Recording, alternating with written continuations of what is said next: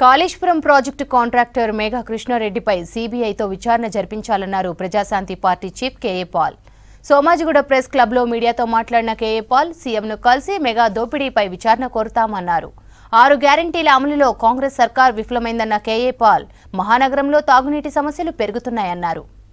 ఈరోజు నేను తెలంగాణ హైకోర్టులో ఇప్పటికి 3వసారి మెగా కృష్ణారెడ్డి కాళేశ్వరం అవినీతి ప్రాజెక్టు మీద కేసేసి కాళేశ్వరం ప్రాజెక్టులో అవినీతి జరిగిందని 991 పేజీ డాక్యుమెంటేషన్తో, ఫోటోలతో, ప్రూఫ్స్తో, అలాగే Megha Krishna Reddy electoral bonds Congress పార్టీకి ఎంత ఇచ్చారు, దాదాపు 200 కోట్లు, కేసీఆర్ గారికి ఎంత ఇచ్చారు, దాదాపు 200 కోట్లు, అలాగే పవన్ కళ్యాణ్కి 4 కోట్లు, బీజేపీకి, ఇలాగ ఎవరికి ఎంత ఇచ్చారు అని ప్రూఫ్స్తో మెగా కృష్ణారెడ్డి మీద సిబిఐ ఎంక్వైరీ వేయించాలి.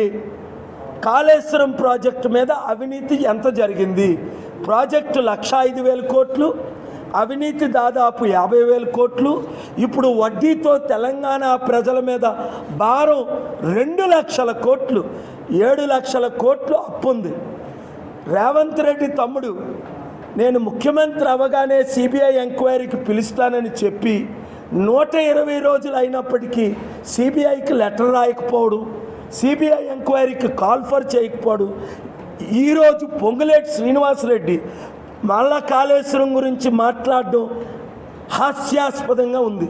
ఇప్పుడు కేసీఆర్ గారు, కేటీఆర్ గారు కాదు ముఖ్యమంత్రులు, మర్చిపోతున్నారు. రేవంత్ రెడ్డి ముఖ్యమంత్రి, వీళ్ళందరూ మంత్రులు. మీరేం చేశారు? 120 రోజులు మంచినీళ్ళే ఇవ్వలేకపోతున్న మీరు, కరెంటు కోతలు ఆరంభించిన మీరు, రైతుల ప్రాణాలు కాపాడలేని మీరు, 6 గ్యారంటీలు చేయలేని మీరు, ఇంకా తెలంగాణను ఎలా కాపాడుతారు? మీ